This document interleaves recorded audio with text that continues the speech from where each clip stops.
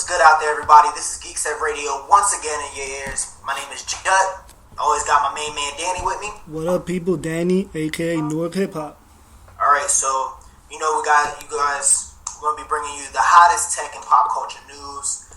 Let's just jump right in it because we got a lot of stuff going on. So first, our homeboys at Google, they're opening up the clubhouse, man. Big things. October 29th, Monday, October 29th, 10 a.m. Google is holding an event. It's actually crazy because that day, Google's having an event, Microsoft's having an event, and T-Mobile's having an event. All three of them. But, Google's having an event. Pretty much here, we're predicting we're going to see the new Nexus phone, the LG Nexus, whatever it's going to be named. That's going to be announced.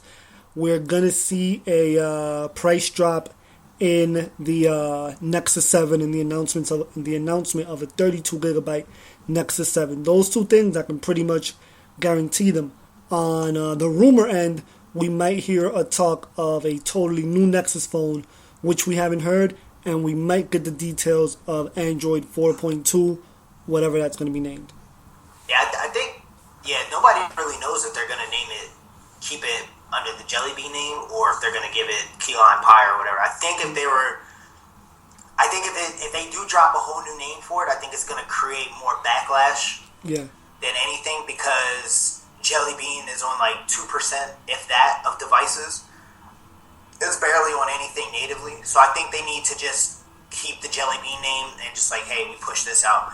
But hopefully we get another Nexus device, man. I'm not impressed by these rumors with the Nexus, the LG Nexus. I don't like the phone itself. I was looking at it earlier, and if they keep those designs the same, I'm gonna pass on it. I don't like the design of it. It looks like remember when Samsung made that big ass I think it was called the Infuse? Yeah. That's what that shit looks like. I don't know. I've seen it just over on the Kali.com. Somebody posted a link. I was kind of feeling the same way you were with the pictures, but somebody posted a picture on here that was leaked today from a Twitter account, which actually I follow, and the guy usually leaks stuff, and the phone doesn't look that bad. But again, we've heard so many rumors and so many things about how this phone is supposed to look like and whatnot. I mean, pretty much there are some specs that are down packed. Like, it does look like it's only going to be 8 and 16 gigabyte options. There will be no SD card. There will be no removable battery, and the battery will be a 2100 mega amp battery. It is going to be a 4.7 screen. What type of screen exactly, we're not sure, but it seems to be that IPS HD type of screen. But yeah, I'm holding off to see what this event brings, because we've heard so many rumors about it. But let's say, like I said, if the phone, I've said it a couple of times, the phone looks good enough and they keep the price good enough, this would be my first Nexus phone. Yeah, I think, the price is important. The storage thing, I'm kind of like, but I had to give the Nexus more consideration because I don't know if you saw, but for Sprint, the Note 2's coming out at the end of the month. Yeah. For $299 on contract, man. Yeah, I saw that. I saw that shit and I was like, well, because I mean the phone is nice and it's, but $300 on contract though, that's a little steep. You know what I mean? I'm not too surprised, figuring like, it's a pretty packed phone and they're betting big money. They're betting big money on it. They're betting big money on it, but yeah. I mean, it's still gonna do numbers. I'm sure it's gonna do numbers. Yeah. But I'm not gonna upgrade until January anyway when I come back from vacation. Mm-hmm. So maybe something else will come out. I mean, that's the best thing about this time. Like, we have this Google event happening now. They're gonna announce phones. We have the holidays coming. Prices on phones are gonna drop. Like, even now, you can find the Galaxy S3 for almost free at a bunch of places, or $100 or whatever. So, like I said, me too. I'm in the boat where I'm holding off. But this event, like I said, it's pretty exciting. We might even hear the rumor of a 10-inch, a new Nexus tablet made by Samsung. That's on the far end rumor side. I'm excited. Yeah, they said if that gets announced, it's probably not going to come out till like second quarter next year, I think, right? Yeah, that's what I heard. But that shit's going to be dope, especially if they make, obviously Samsung's going to make it. If they make it with the stylus support, a la the Note, that's going to be flames. And if it has the Nexus brand, it looks like Google's trying to make the Nexus brand like very price savvy. You know what I mean? Like, they're trying to price it right so that you get good specs and you're getting it for a good price. And they're really trying to kick the door in the market right there. Man, I'm telling you, that's why a lot of people like when they know why are Google fans? Why are you a Google fan? Because Google puts out high quality products damn near for free. Everybody remember what emails you guys were using before Gmail? We were Hotmail, dog. Hotmail. We were using Hotmail, AOL Mail, and Yahoo.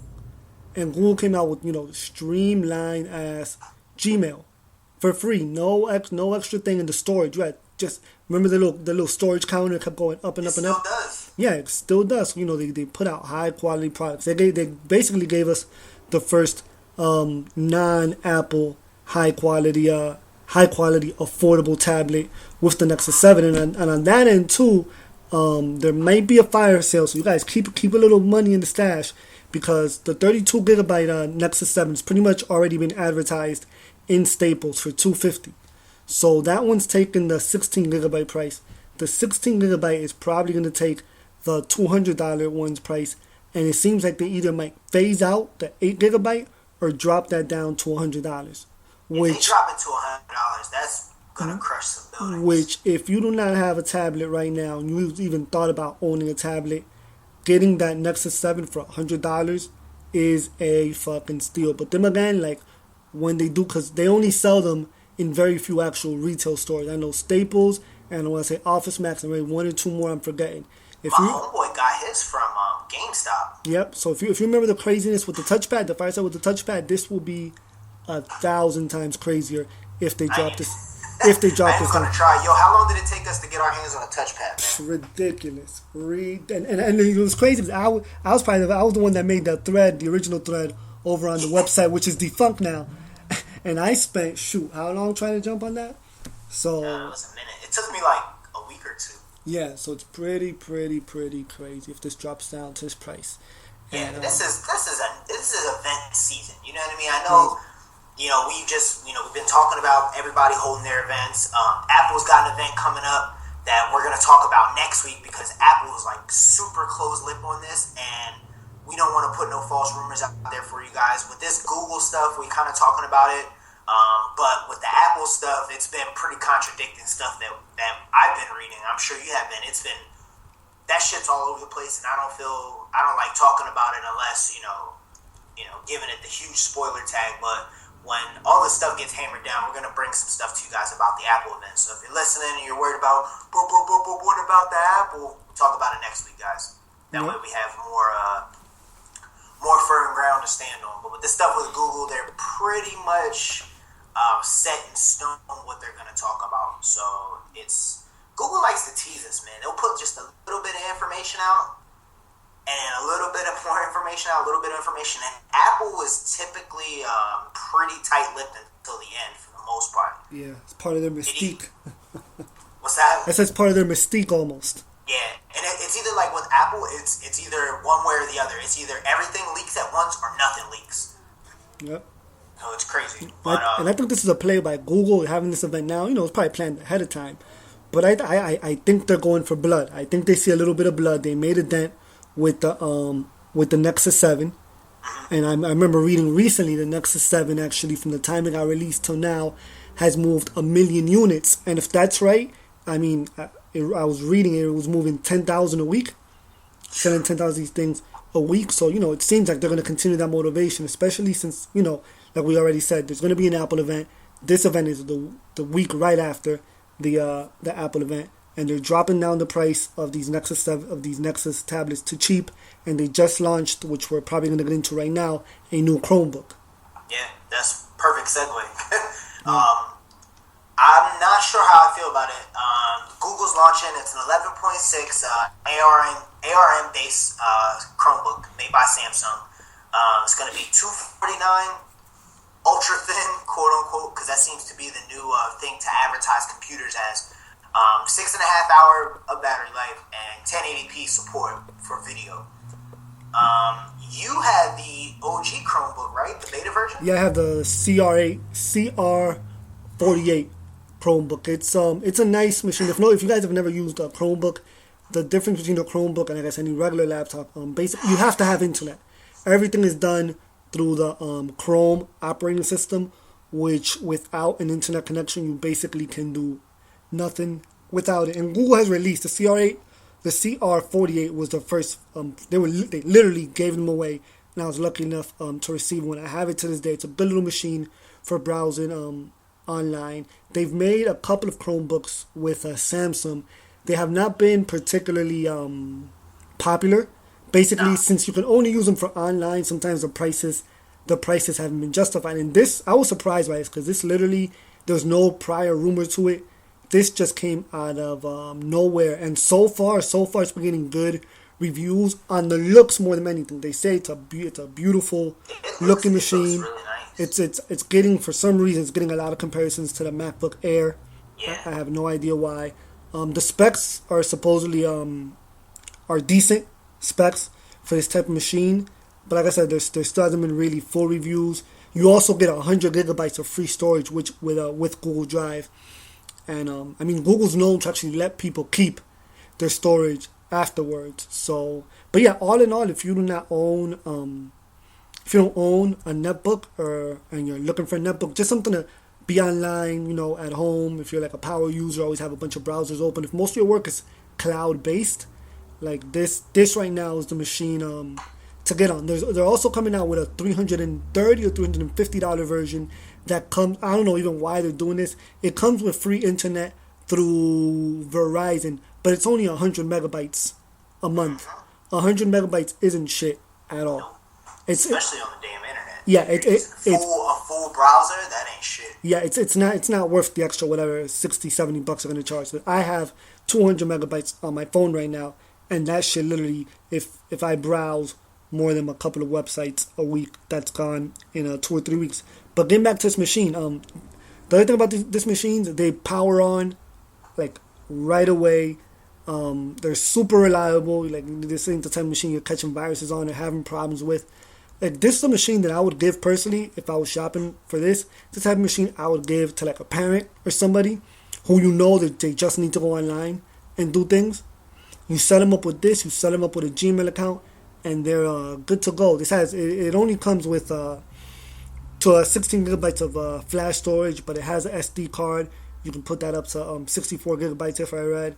USB 3.0, 2.0. Google providing a high quality, because this is a high quality netbook for a very low price, $249. Like, even if all it does is go online, like, why would you look at any other netbook?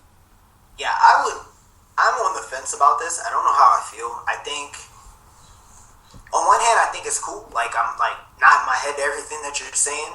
But then on the other hand, it's like, I'm not super fond of having my computer, not having my storage right there, on my computer. You know what I mean? So, like, if I'm on the plane, right, I can't do anything with this because most airlines, they don't offer, well, I shouldn't say most, some airlines don't offer Wi-Fi. Yep. You know what I mean? So you're kind of assed out.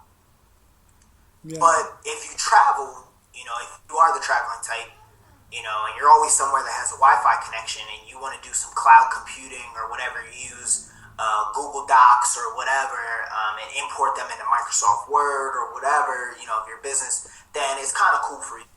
If, like you said, if it's like for a parent or something like that. But if it's all that, if it's all the same, if they're just getting on the internet, I would just buy them a cheap netbook. I mean, they're about actually the same. It's $250, so I guess you're right on that. But so far as having, I don't know, if it was more than 16 gigs, I would feel a little bit better for it. But that's a super, super low number. I understand that it's cheap. But I think if you're going to have a laptop, I think you need to at least crack the 120 gigabytes. You know what I mean? If you're going to have something that's there. Because if it was 120 gigs, perfect. I would probably cop right now. You know what I mean? But still, I think it's probably going to do some good numbers as a secondary device. And I would use it when I'm covering events, actually. It's nice and light. I can bring it into the venue with me. I prop it up and, type away and, keep it on the cloud or whatever, like I always do. I keep all of my notes. We keep our show notes. Everything is on Google Cloud. Everything is on Google Drive. And there's full documents on there. So I guess it will find a niche somewhere. Yeah, well, and you know, there are certain things like I'm pretty sure Google Documents, you know, you can use it offline. There are certain apps you can't. There's certain apps, and I'm not going to boast about it too much because, you know, really, if you're not connected online somehow, you're very limited. But there are offline applications for it. But I mean, in these things, again, that's for the regular folks. Again, if you're a hacker, I know on these things you can put Windows 7 on these. You can put Windows 8 on them. I know when I was interested in that stuff, you could do it on my CR48. So that was when they first came out, a couple of months after they first came out. So I'm sure you can probably do it on these machines if that's something that you're interested. But yeah, I think it's gonna be a nice like secondary device for somebody who just wants to fuck around with something, who got a little extra money to spend and they don't want to get a tablet. But I think this is not gonna be your primary computer. Yeah. But for all that, I mean, for $250, you can't really get a tablet unless you're gonna get the Nexus 7. You know, so it is kind of cool for everything that you would use a tablet for. If you aren't a big fan of tablets, because we see a lot of people like, well, I'll just get a netbook. That way I can type on it. And you can replace that too and do that. So I guess like it really depends. It's all situational with this. That's why I said I'm on the fence. I'm like, I don't know how I feel about it, but it definitely looks nice. It's a beautiful piece of machinery, and it looks like it's really well made. Samsung makes really nice laptops. Yeah, no, it is. It's a nice machine. If you guys haven't looked at it, definitely Google it up. Because again, it came out of nowhere. Really, it really came out. This was the almost end of the week, and they just threw it out there. Like, here's this $250 Samsung Chromebook. Well, since we're talking about prices, man, we're talking about prices. Mm-hmm. We're talking about prices. Let's talk about Microsoft. The Surface, man. So, Microsoft. Let me just, before you start, I don't even mean to cut you off. No, go ahead. Microsoft fucked up. Yeah. Microsoft fucked up.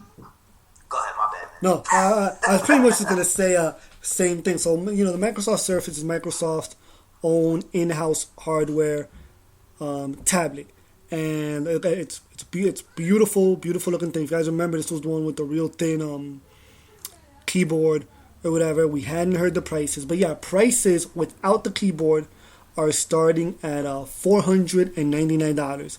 That's for the 32 gigabyte version.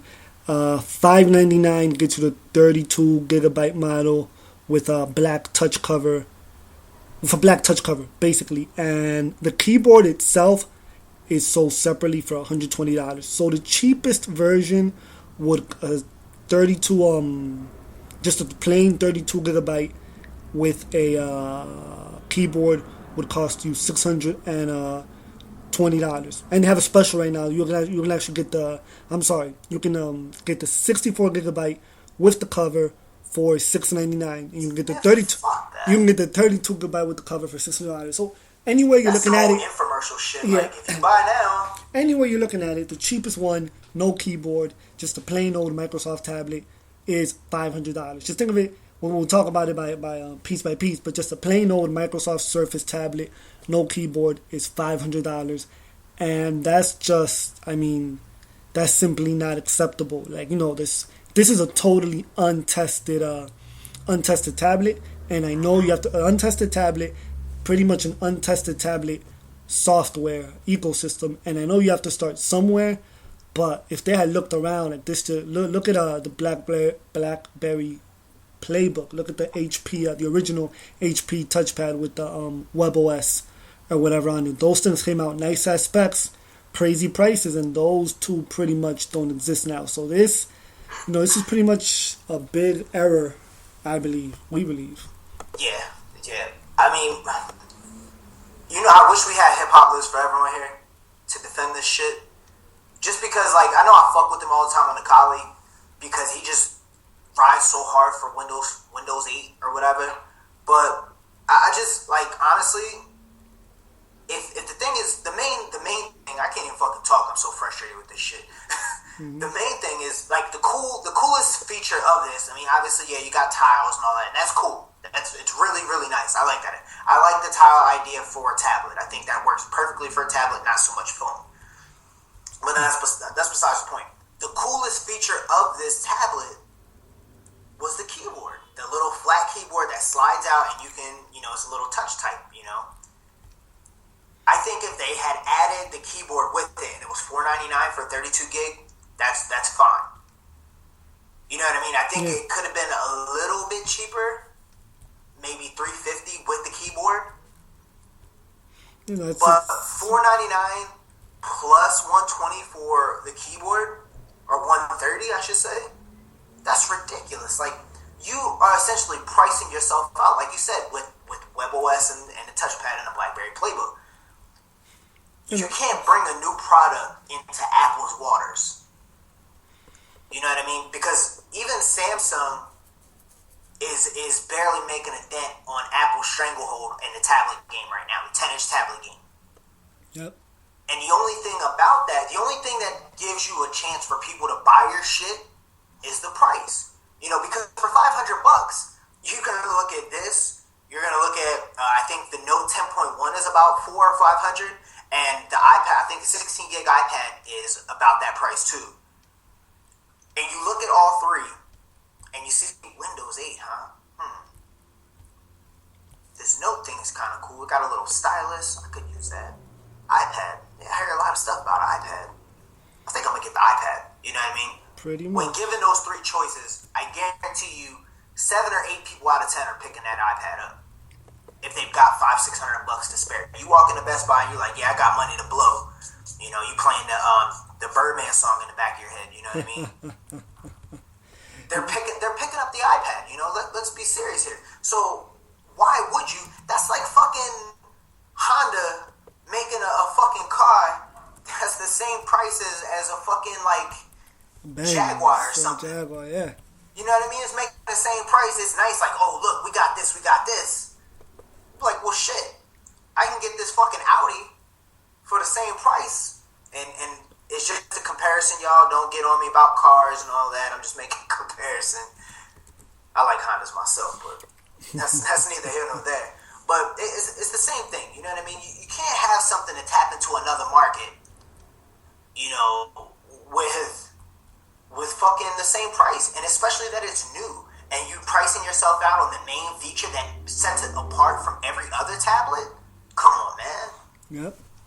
Yep. Like I was really like I knew the price wasn't gonna be as low as we wanted it to be, but with this price, again for the high end one, you're talking about $700 right now just because it's a bundle. So I mean, technically the high end one, when it's not a bundle, could cost you like $800 something dollars, and it's simply not worth it. You might have to go and mess around like Amazon does with the Kindle Touch, take a loss for a bit before you throw a product out there like this. And I mean, I'm not gonna just talk a whole bunch of shit because allegedly so far the pre-orders have sold out.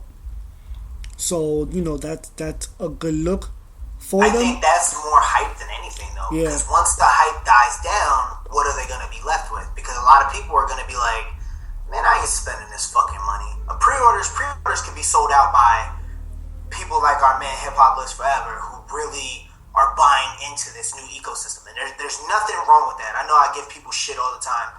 There's nothing wrong with that, but after the hype dies down and you have to market it to regular fucking Joe or whomever off the streets, it don't matter how many cool visual Internet Explorer 9 commercials you have with fucking dubstep music. It's not going to get you new customers if your price ain't right. You can have the Avengers trailer on your commercials all the fucking time. It doesn't matter. It don't matter. It don't matter. You know what I mean? And the other thing is, if this high-end version, what is it, 64 gig, right? Yep. Okay, so I'm reading right now. Hang on. So what's the other thing about this? This is their RT. Remember they're coming out with 2 different versions of the Surface. This is their cheap end.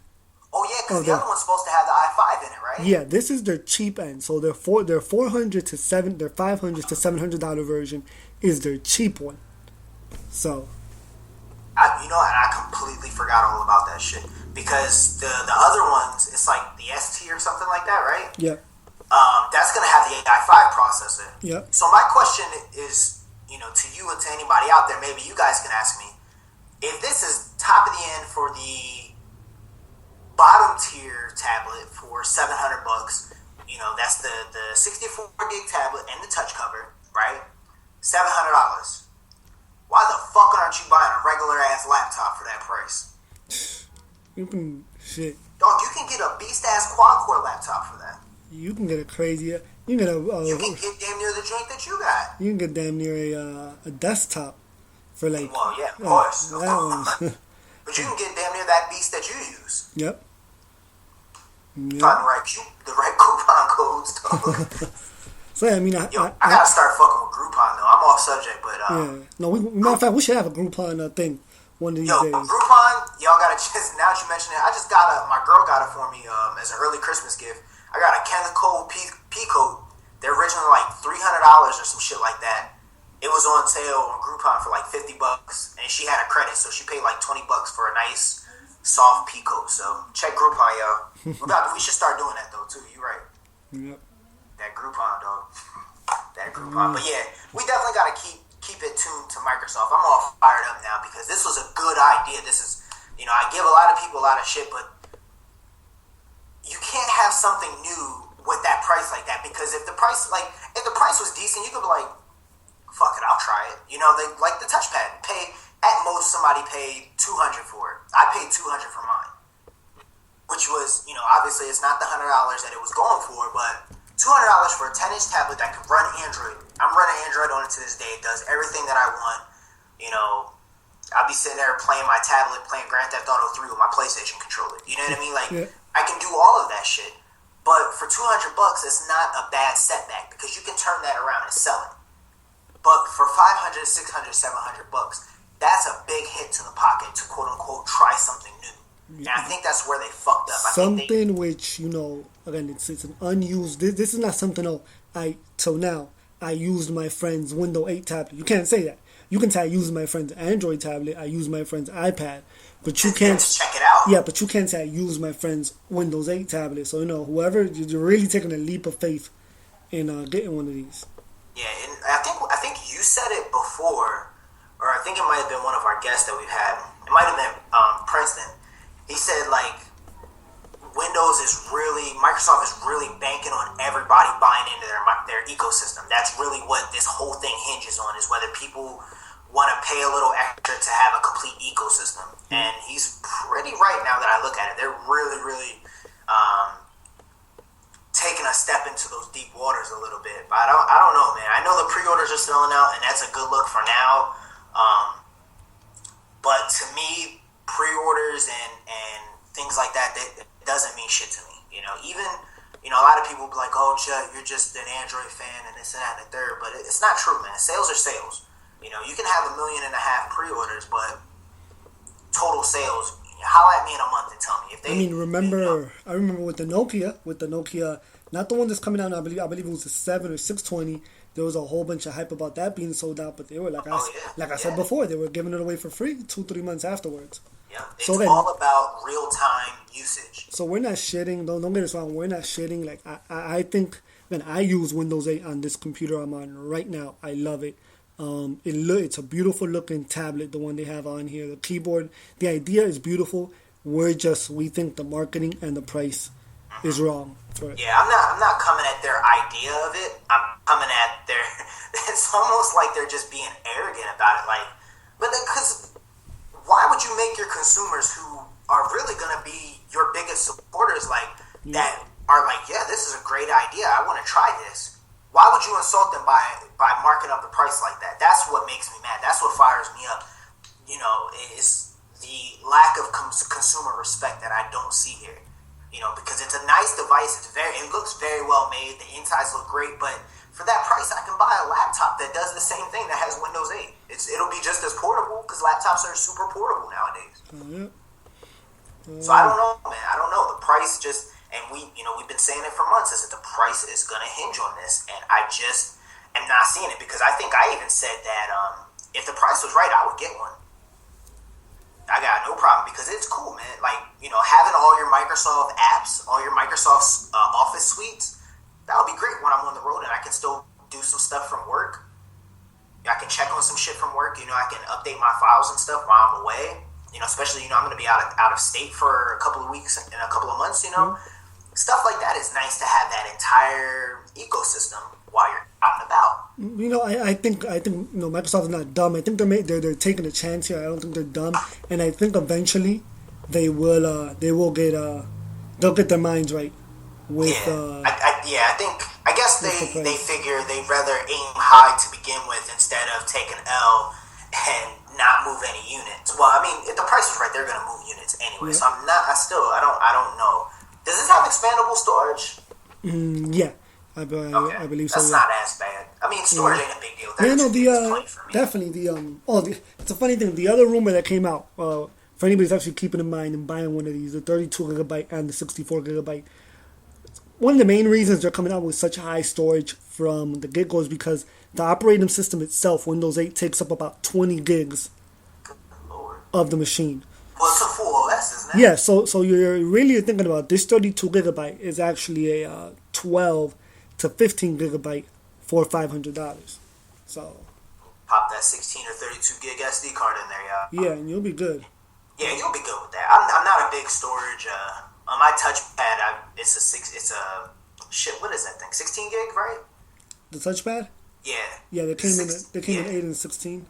Yeah, I have like a little bit of music on there. I don't have any movies on there, but a tablet is meant to be connected to the internet at all times. And I guess that's what they're trying to do, is close that little loop that you can use everything that you would use on your computer, on your tablet, which in name is a good idea, but again, it all comes back to price.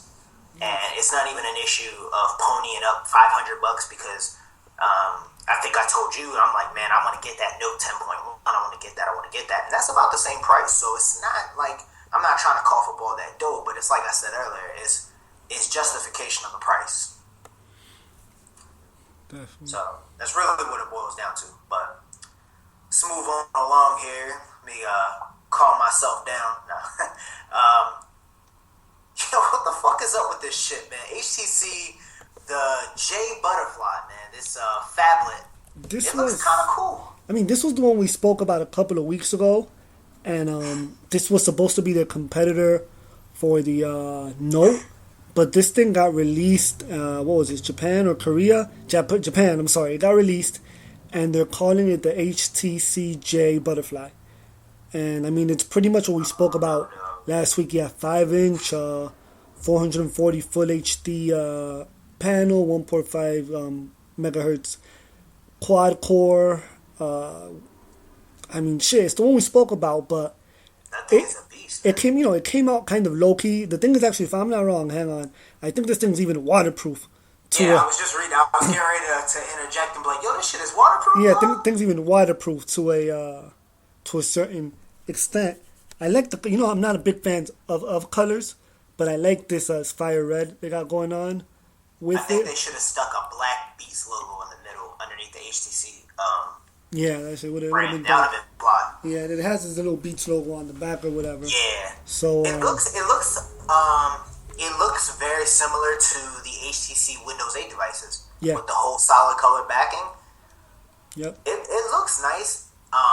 Actually, I'm a big fan of how it looks. HTC usually makes good stuff. The only problem that I have with HTC is that their phones all look the same. I think I mentioned it before about how the HD2, the Evo, and the Inspire all look almost exactly alike, and the Evo 3D.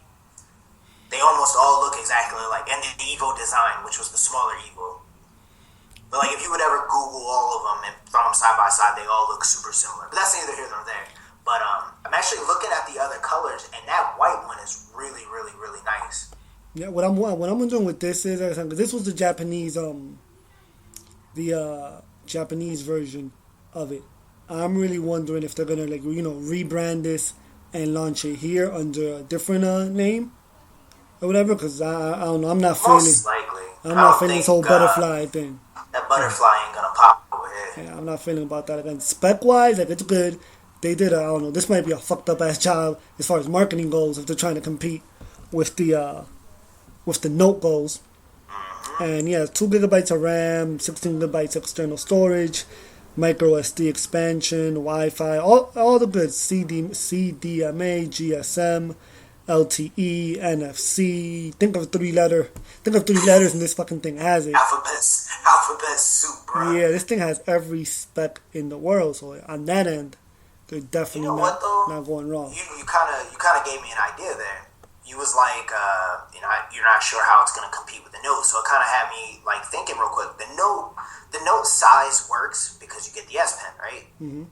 Why didn't they take these specs and shrink it down to like a 4.6, 4.7 and make a super phone? I don't know. Food for thought, fellas and gentlemen. I said fellas and gentlemen and ladies. I don't know how many of y'all listen. But food for thought, y'all. But wasn't there a rumor? I think we talked about it like 2 weeks ago about that 4.7 inch. Was it supposed to be the 1X Plus or something like that? The 1X Plus that got released already. Oh really? Okay. Yeah, that got dropped. That's it was pretty much the 1X, just with the processor was bumped up to 1.7 megahertz, and it came in. Was it a dual core?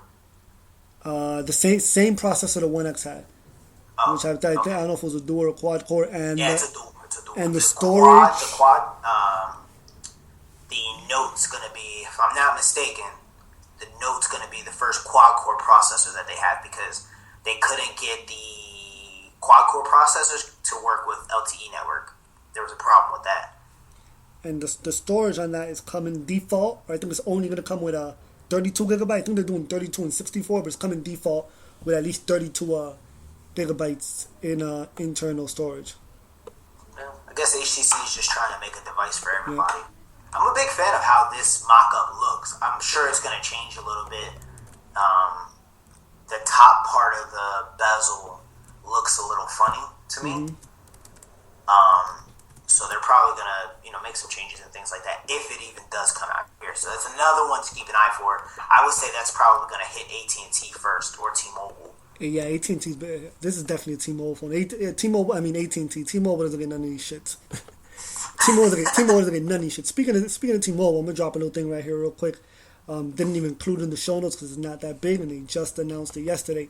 For anybody that has a T-Mobile plan or is thinking of coming into T-Mobile will no longer be offering, and I mentioned it before, I have this plan, a 200 megabyte plan.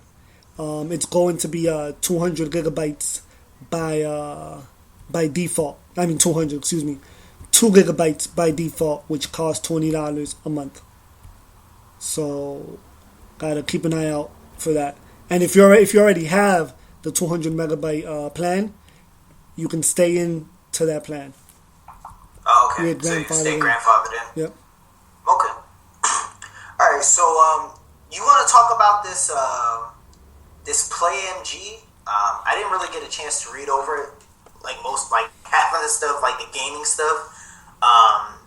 This is kind of cool though. Yeah. You wanna drop the info with the particulars on for everybody? I like the PlayMG's they're calling it the first ever dedicated Android gaming device. So you don't make phone calls on this thing, you don't do nothing else, but you only play Android games on it. And it's pretty much marketed towards your teenagers, your preteens, And spec wise, you're looking at 4 gigabytes of internal storage. Has an SD card which can hold up to 64 gigabytes, so you could have up to 68 gigabytes of games, which is a whole shitload of games. Yeah, 4-inch screen, Gorilla Glass, 1 gigahertz processor, 1 gigabyte of RAM. It's a pretty powerful little machine. Comes with Android 4.0. You have the Play Store access. Has a 1.3 megapixel camera in the front, only for gaming. That's not for pictures or anything. Headphone jack. It's gonna start selling at $179 through Amazon or through PlayMG.com. Nigga, you want an Indian reservation? Yeah, right. We out here. My bad, man. We out here in the hood. People, bumping their crazy ass music. I got a rain dance going on. That I was doing a little rain dance gif. If anybody's seen it. Oh yeah. The dudes. The African dudes. Getting back to this thing, the reason I put this on here, it's a nice look, and if you haven't looked it up, it's called the PlayMG. It's really nice looking. It's small. It's portable.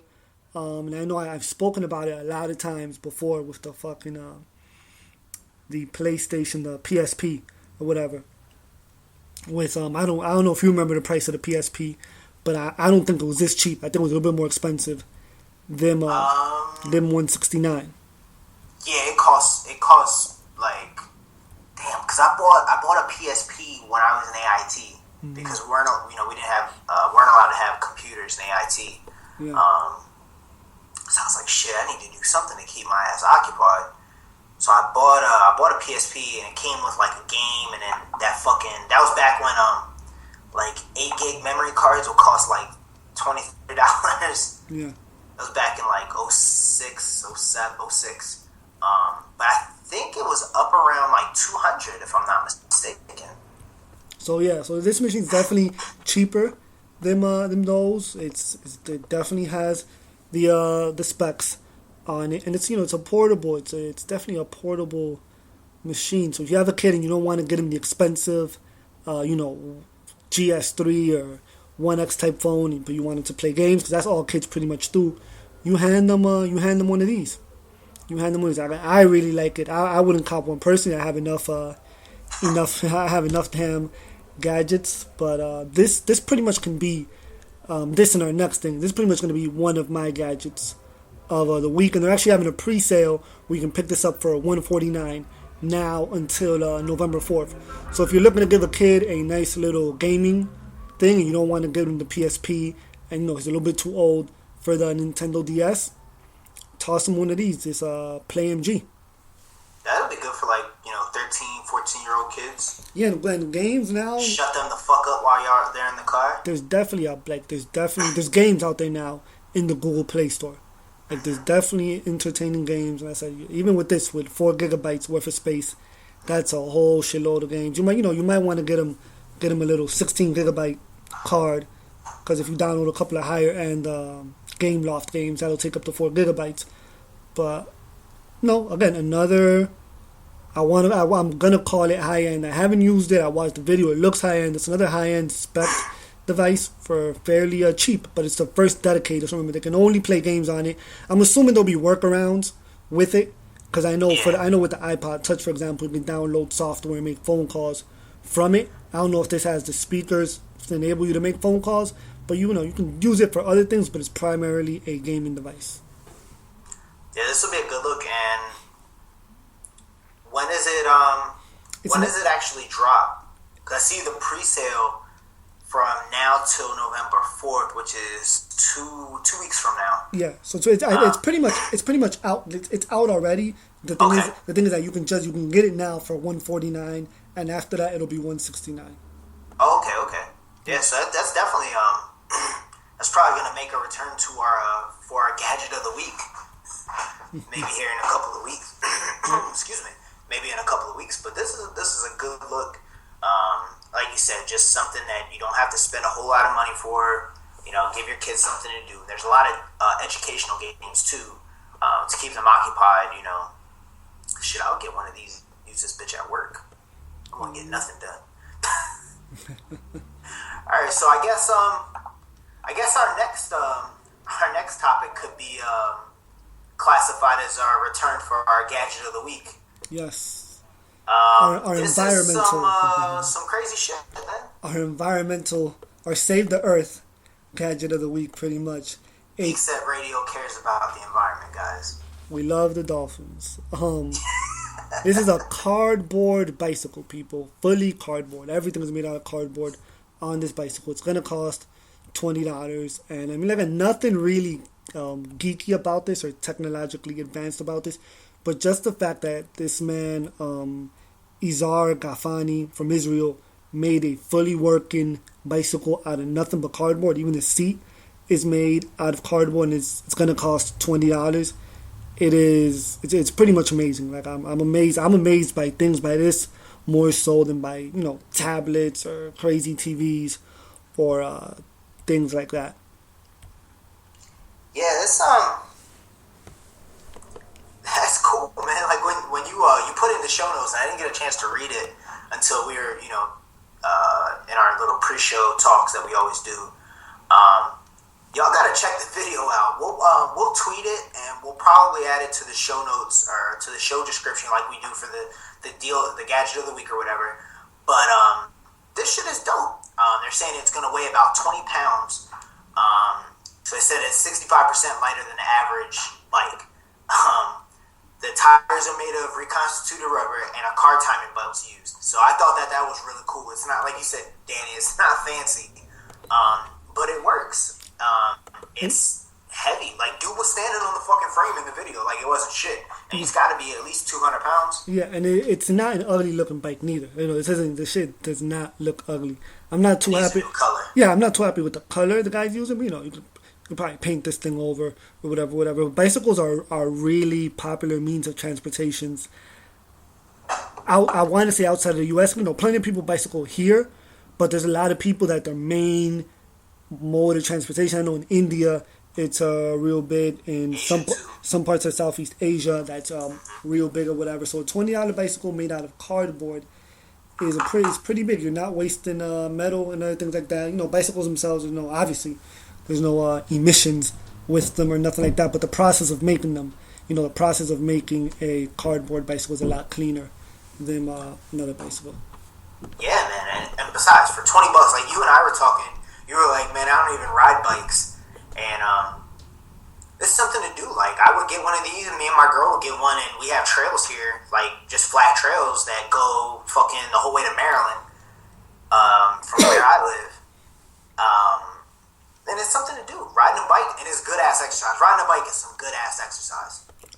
I will make a promise to all our listeners. If this shit comes out in the U.S., I will buy one of these, and I'll take a picture of myself on the official GeekSet cardboard bicycle. You gonna paint that color, though, bro? Yeah, I'm painting that shit. You gonna change it from that Jew blue? Yeah, I'm changing that. Definitely. That color is wild. I wasn't even going to make that joke a second time, but it was too good to pass up. The Jew blue color, yeah, man. Jew blue. Nah, dude's nice though, man. I can't even Did you see the video where the one that he originally made? That shit looked like a scooter. No, the red one. No, I didn't see that. You gotta watch that video. That shit was hideous, man. But dude's come a long way. Like this, I know we're laughing about it, Joe, but it looks like a bike. It looks like a bike. You can put some LEDs on this bitch at night, and it'll look like the Tron bike, kind of. Yeah. It looks funny. If you hadn't said it was cardboard, I was just looking at it. It looks like a modern type bike. Yeah, very much so. Like when I saw it, I'm like, man, that shit don't look cardboard. It looks like it's finished metal. Yeah. Like it's nice and smooth. Like it looks like it's very well made. He said it's almost ready for mass production. So, also, it's waterproof. Yep, it's water and fireproof. So yeah, so I know a lot of people are probably thinking about that. You don't want to go for a little bike ride and it starts raining. Hey, you'll be all right. So everything is lacquered on it. So it's buy this bike. Just buy the bike. It's $20. That would be dope if it could fold up, but. You know what? I might mess around a couple of months. Actually, I just thought about this. If this thing actually does come out and I'm able to get a hand one, I might, we might want to give one off here, give one away. Yo, we should, man. At GeekSet Radio, give away. We gotta get it. Send it to either mine or yours, and or we get somebody to paint the GeekSet logo on that bitch. Yep. Give away a cardboard bike. Oh yeah. We care about the dolphins and the trees.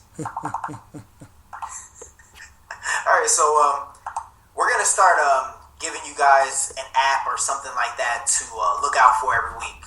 We kind of try to get into a thing where we give you guys something to look forward to every week, just to put you guys onto some stuff and things like that to keep more interaction between y'all and us, because y'all are our favorite people, y'all are listeners. So for this week, I'm going to put you guys onto an app that I was just put onto myself. Shout out to Hookers and Ice Cream from thekali.com. I didn't even get a chance to tell you, but this shit is dope, so thank you very much. It's an app called Songza, and I just put Danny onto it right before the show, and he downloaded it. But basically, it's a music app. It's a streaming music service, very much like Pandora, but it's a little different. When you sign into your Pandora, it asks you what artists you want to listen to. So if you want to listen to Jeezy or Gucci or Lloyd Banks or whomever, you put their name in and it plays similar music. Songs that does things a little differently, like I said. when you open up the app, it has a concierge. So you think of concierge like at a hotel or whatever, it helps you out. It gives you, hey, what do you want to do today? So it tells you it's Saturday afternoon. So for me, if I'm looking at the app right now, I set it to Saturday afternoon, and it gives me different categories. It asks you basically what you're doing. So when I checked it this morning, when I did it, has different scenarios for different types of the day. So right now for Saturday afternoon, it says play music for game day, a relaxing weekend, sitting on a back porch, spending time with your kids, saving the world, or working out. Because it's normal shit that people do on a Saturday afternoon. So right now, relaxing weekend, because that's what I'm trying to have to do, because my job drives me crazy. All right? So within that, it gives me 6 other little categories. So I can have 90s memories, laid back rap, easy listening R&B hits, vintage cool, or nostalgic film scores. So just for shits and giggles, because I'm the type of person I am, is hit vintage cool.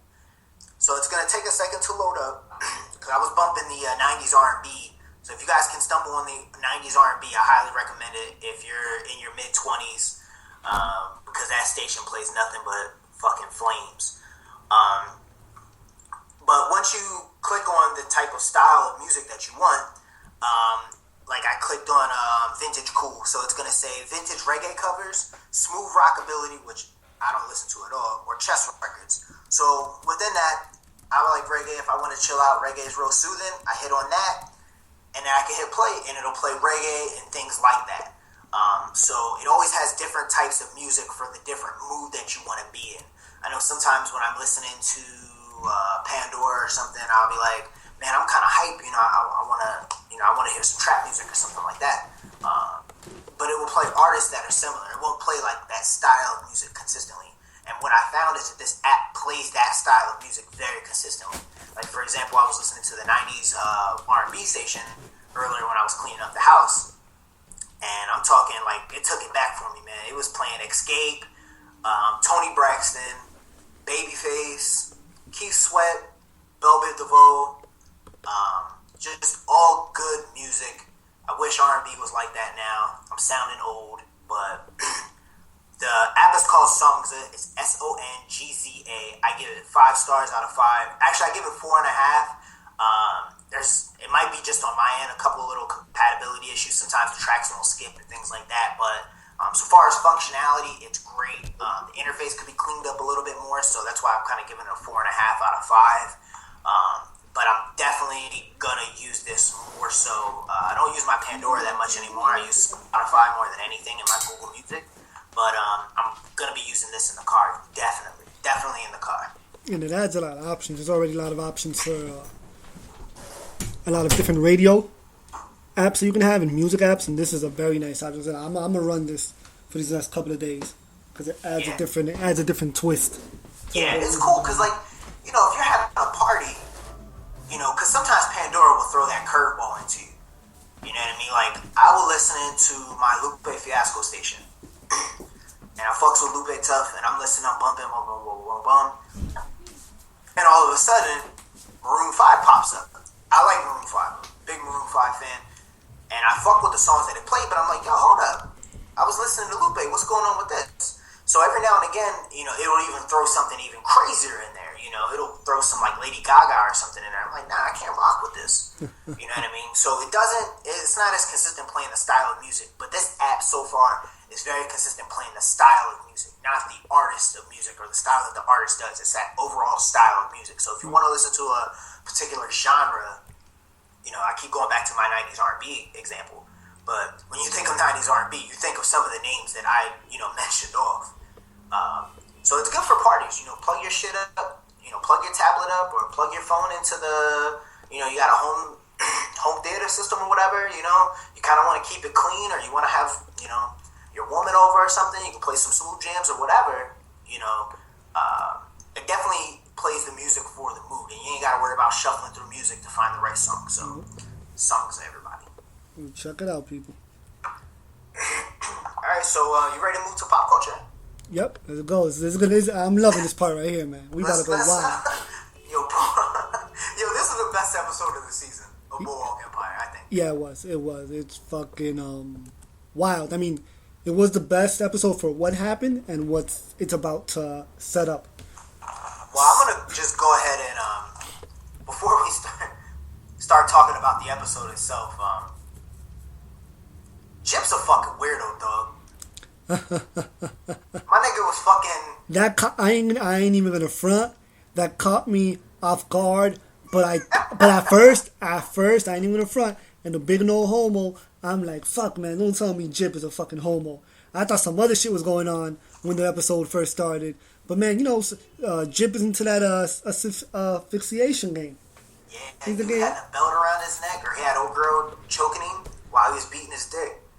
He's into getting choked out, and that's how he gets off. That explains a lot, though. They say those people are people like that. People that are mass murderers and shit. 'Cause that's pretty much what he is. Get off with shit like that. But I mean, moving on in the episode, so we find out that little bit about Jip. So Rothstein, that's his name, right? I don't know why I always confuse him from Homeboy from Casino. Because they got the same last name. Yeah, so it is. Okay, so Rothstein comes down and comes to see Nucky to find out about, his fucking liquor. And Nucky pretty much has no answer. And I love the response he fucking gave him, because it's the response all of us has been thinking. He told Nucky, like, you're spending too much fucking time being a damn simp. Mm-hmm. Simping some broad up in New York and not handling your business. Rothstein dropped that ether on him. And not handling your business. That's why shit has been so fucked up. Yeah, man, and like Nucky, like since you mentioned it, Nucky's taking this simp shit like on a whole other level, man. He even went so far, like he's watching this, because I think that was the play that she was watching. Nobody was watching that shit, man. Yep. Nobody. There was like 3 people in that seat, in that fucking theater, and I guess Nucky didn't like the way dude was flirting with chick or whatever. So he has the dude that he knows that was in a couple episodes back to basically take the other guy's role. And he didn't want to do it, so he sent Chalky and Goon Extraordinaire, I can't think of his name, Pernsley, I think is his last name. Yep. He sent Chalky and my man to the crib, and that scene was fucking hilarious. Yo, you know what's funny? That scene went a lot different than what I really thought they were going to go in there. When Pernsley hit the door, I thought he was going to go there and just beat his ass. But that scene went real funny, like the suspense in that scene, because you're like, man, are they about to fuck him up? But I kind of knew it wasn't going to happen, because Nucky, they needed him to dance, so they weren't going to mess him up.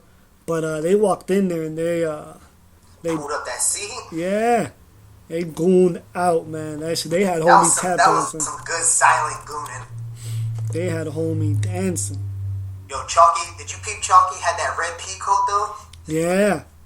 I was like, yo, on some other shit though, Chalky always be swagged out on this show, man. Yeah, he do. You know, it's funny that everybody knows that's Omar from The Wire, playing Chalky's character there. And when I first heard about it, I really wasn't feeling that, to be honest. Nah. I was like, Omar's not that type of character, but he's done a hell of a job. He's a really, really, I can't think of his name. It's I think his last, I can't think of his name. It's like Michael, I think. Somebody will probably correct me, but that dude's a really, really good actor. I've seen him in a couple episodes of Law and Order and some other stuff, but dude is a really, really, really, really good actor. He's done a hell of a job on this show. So basically, he steals the scene anytime he's on screen. Him and Pursley show up and made Homeboy dance in a play, which basically the play was going to get shut down. Nucky's jump offs / for y'all don't know, jump off means side chick. His side chick, her play got shut down, so Nucky sent the goons in to make dude dance for the play. And there was 2 other pieces of information that filled in, sort of like, not 2 pieces of information, 1 piece of information and 1 funny ass part that happened this episode. 1, we found out, because I know like you guys, like me and Judd have probably been thinking, why the fuck hasn't anybody just killed Jip? Like, why is Jip just allowed to be in there fucking with people's money and nobody's killed him? So if you guys remember from the previous episode, that Italian family out there, Jip pretty much is related to them. So that's the reason Rothstein said, like, you touch him and that'll start a war up in That'll start a war up in New York. So. Yeah. And Jip ain't dumb, man. Like, a lot of people think that Jip is just some savage. Jip is fucking smart, because if you think about, I'm gonna have to get all strategic on y'all. I think I kind of mentioned it in passing before, but that town, Tabor Heights, that's like the key crossway to New York. Like, you have to go to that town. That's like their Panama Canal. yeah, exactly. That's perfect. So Jip knows, like, yo, I'm not gonna go into Atlantic City. He was in Atlantic City, and he kind of like gooned up, and Nucky was like, "Fuck you" or whatever. And so he was like, "All right, I'm not even gonna compete with you in your city. That's cool. I don't even need to be in New York with the rest of my people. It's cool. I'll just take out the in between ground. I'll take the bridge out between the two banks of the river." Yep. So he, in one swift move, fucked up Nucky's business. Just by taking that town. He runs the town. He's chilling, fucking hookers while they're choking him with a belt. He don't care. And I peeked like 2 episodes ago when he told the waitress, he was like, "Yeah, one of these days I'm gonna come in the back and teach you how to make some meatballs." And again, it happened, and this all happened under Nucky's watch. This all happened under Nucky's fucking watch, because Nucky's out there sleeping. But I mean, it's not like Nucky can do anything anyway. Nucky's, I know. I mean, he couldn't have done. You can't touch the mob. But he could have been, I think he could have been he would have been able to have been a little bit more strategic. He could have been not as pompous and just listen to Jip's plan or whatever, instead of thinking he's a savage. A lot of people, you know what though, from listening to shout out to Hot Fire Starter podcast. That's my favorite podcast that I listen to weekly. Shout out to K-Bad. K-Bad fucking hates Jip. Like, every week they talk about it like we do. And he's like, "Yo, Jip's got to go. Jip got to go." And I'm like, nah, I fucks with Jip, man. Jip don't play that. For real. I fucks with Jip. But, we have to talk about, speaking of Jip, so we have to talk about how, pretty much how that fucking episode ended. So, and then, for all that shit that Rothstein said about not killing Jip, they put a hit out on Jip, and they had Bugsy Siegel attempt to hit. So Bugsy Siegel pretends that he's a paperboy, because early in that episode, Jip saw a paperboy in the in his own cafe. We might as well call that Jip's Cafe.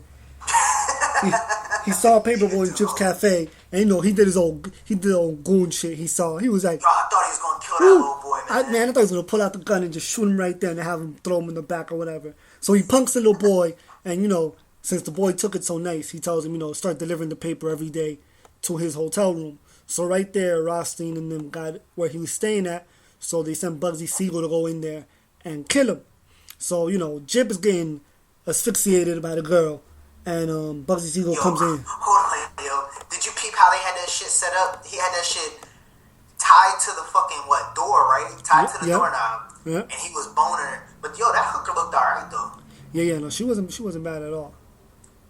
I felt bad that she caught that fade. She was not bad at all. So fucking Bugsy Siegel comes in fucking shooting and whatnot. And, he gets into the room and he was about to shoot Jip. But Jip did the gangster move, man. Pulled the bitch in front of him. She ate them bullets up. So she went through that. So Jip didn't have to go through that. And fucking, he lived. And, but the scene ended real powerful, and I just wish they would have kept the camera up above Homeboy's belly button. I don't know what the fuck HBO was thinking. That must have been something for the ladies. But, they were showing Jip walking out the room. That camp, the way that thing was shot, though, that was, all, whatever, the nigga was naked or whatever, but all that stupid shit aside, the way that scene was shot was some of the best shooting on TV. And I think that scene trumped any cinematography on Breaking Bad that I've seen, because it went from eye level in the room, and it actually went from Jip's POV from when he was all hazy because he had no fucking oxygen, and it went from his hazy point of view to him staggering, to the shot of him.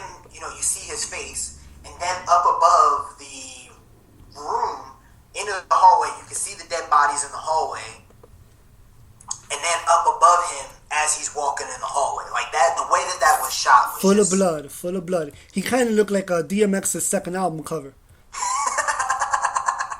Yeah, a little bit. He looked like DMX's second album. I mean, the scene. Flesh of my flesh, blood of my blood. Yeah, the scene was so intense that you can just fucking, you can tell that this next episode, like, somebody's going to jail. You're going to jail now. That was fucked up too is well, I guess we should probably run down how the whole hit happened. Basically, the little boy ran up in the house, and Jib's goons were like, "Yo, what happened to the other kid?" And he's like, "Oh, he caught a fever." Walked in, and basically just started busting his guns. He's like, "Oh, where's Jib?" And he's like, "Oh, I'll what'd he say? I'll take it for him." And he's like, "Yeah, you sure will." Wow. Yep. And well, the other fucked up thing is, Jib, was it Jib that was walking downstairs? No, Jib was one of Jib's goons. Jib was. You mean when he was running out? Yeah, when he was going out. When he was running out, that was the original Paperboy came in. He was like, "Don't shoot!" Wow. Shot him right in the face. That was the original Paperboy. Yep, which was sad. Couldn't let that boy cook. But yeah, that was bad. But that whole hit was just fucked up. Like that was just. Yeah, I don't know, man. That was. If you're gonna like, I think it's like a recurring theme here. Every time somebody tries to, every time somebody puts a hit out on somebody always fucks it up. Jimmy couldn't kill Nucky in the restaurant. Whoever they hired, I forget who they hired to kill Manny Horowitz in the butcher shop, and they ended up with a cleaver in their head. Yep. They couldn't do it, and then they tried to kill Jip, and they couldn't do it. Like. Now, but I think this one's gonna have bigger consequences, and not just for Nucky, because now if Jip was tooled up now, he's fucking gonna turn Tabor Heights into a damn Iraq right now. He's gonna turn that bitch into a war zone. So, yeah, I wouldn't be surprised if he takes that shit to Atlantic City. Yeah, so he's going to war, and now Rothstein is gonna have problems with the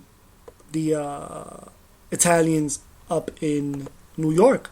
But wasn't Jip sitting down in the diner with Rothstein? Yeah, he was. And he was gonna cut, because Jip is fucking smart. He was like, "I'll cut you the same deal that you gave him." Yeah, he just wanted the business. Rothstein is all about his paper. Like that's all that he cares about. At the end of the day, he cares about his money. So he knows that fucking with Nucky, like you said earlier, like he's too busy simping. Like he got pussy on his brain instead of money. You know what I mean? And he's just not being smart. So Rothstein's like, "Yo, this dude is wrecking shit, but let me see if I can talk to him." Jip has proven again that he's not just some mindless savage. Yep. Crazy. Yo, give me a minute. So it's like... Give me a minute, people. But yeah, so while Danny's off doing whatever, and then fucking the Van Alden legacy, I guess, this shit was too funny because y'all know Van Alden's been going through some shit ever since he got caught in that speakeasy. So dude's been coming to his house like here and there, leaving his card under the door and shit. So Van Alden gets called to his boss's office. I'm back. And Van Alden thinks that he's already caught, and he's like, "Oh, I told you I used to farm grain," or some shit like that. That was crazy. And so then the agent that he ran into before came to the crib or whatever. And this is after Van Alden had told his wife, like, I guess he was gonna tell her the truth, and then she came on some other shit like. What did she hit him with? Well, I wasn't even talking about that part yet. I was talking about with Van Alden, when he was gonna tell her who he really was before, and she was like, "Oh, you've just been accused from some stuff by some bad men or some shit like that." Like he basically ran a bunch of game on his wife, and so the agent comes to the house or whatever. She hit him with something. I don't know what the fuck, but she fucked him up. Because he came to the house to basically tell him that he sold him a shitty iron. And he wanted a refund. And this bitch come out of nowhere. They're saying it was a pipe. Oh, it was a pipe? Oh, I thought she it was came like a out of nowhere and fucking Barry Bonds his ass. Yo, Van Haldren's face and expression after that were priceless. He was like... I wonder if anybody gift that, yo. He was like, I sold him a messed up iron. Yeah, that's all you could say. He was like, no! He sold him a shitty iron, dog. And he caught a fade for returning his iron, man. Crazy. Now they gotta deal with that shit. And he goes into that fucking asshole Jewish dude. I think that dude is Jewish. The one that was making all those racial comments at Al Capone. Al Capone was about to fuck him up. Woo! Did we talk about that one week? We spoke about what happened to that other dude. The one, yeah. When Al beat the fucking soul out of him? Yeah, the other dude. Yeah, we spoke about that. that. Yeah, I think so. We spoke about that shit. He beat the shit out of that nigga. That shit was vicious. Yeah, it was. He stomped a mud hole in that nigga, Stone Cold style. But, so Van Alden went to the flower shop and asked him if he could dispose of a body. I think this is a little precursor to Van Alden turning into a full-time goon. Mm-hmm. And I just want to reserve the right to keep any Van Alden gooning as consideration. Because this nigga's going to be an ultra goon. I want to see. That nigga is not wrapped too tight at all. I want to see if he's going to have a transformation like a Walt had.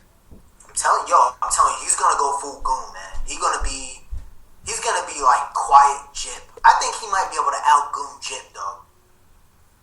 Because he's fucking nuts. Yeah, he ain't wrapped too tight. You know what's his thing?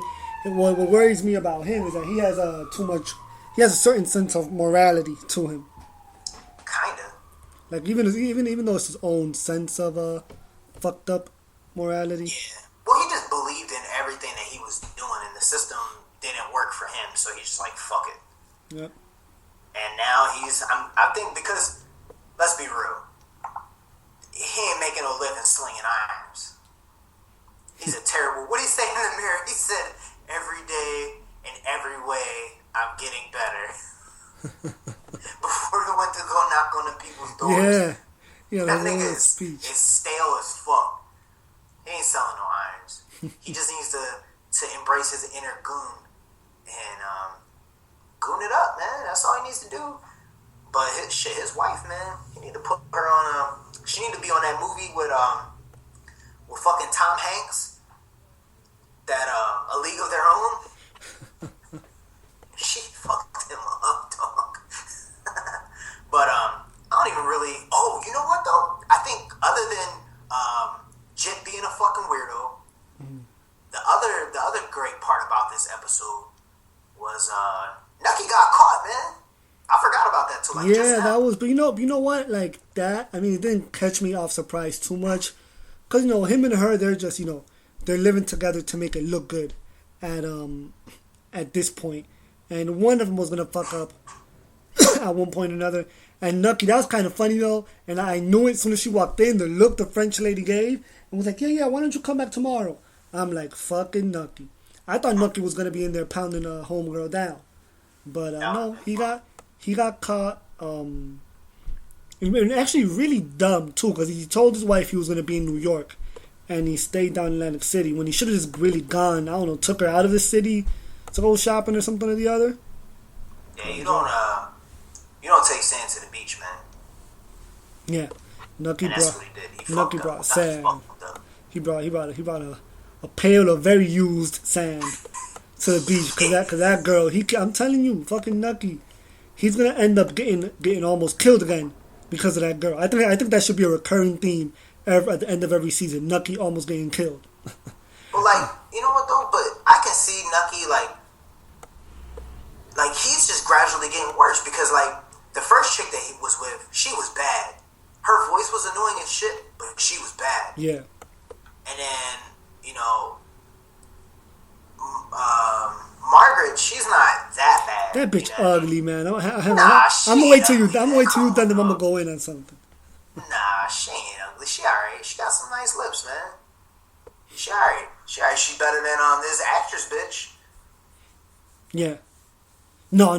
She ain't better than who? Than the shorty he got now? Yeah. Nah. She ain't better than that. Get the fuck out of here. She's not better than that. Fucking. You got her. If she just was on mute and you just looked at her, she's all right. She just be dressing like a housewife. She don't dress like the rest of them hoes do. I'm trying to wait for this bitch to be naked on TV. That's what I need to see. I hope the writers are listening. We need this. The streets need this, dog. The streets need it. But yeah, this episode was crazy. And next week, man, and then fucking yo, you think Jillian is running game, or you think that she's just fucking crossed over, or she just went off the deep end? As far as what? She's writing letters and telling everybody that Jimmy's still alive and shit. No, that's running game because she needs that. Because remember, the old man said it in the last episode. If they need to declare him dead for I forgot to get what type of money. So because the property's under his name, that house is under Jimmy's name.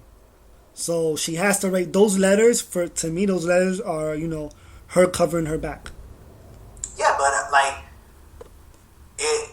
but what happens if they declare him dead? Who's the property go to? That's the thing. I think they don't they go to his son?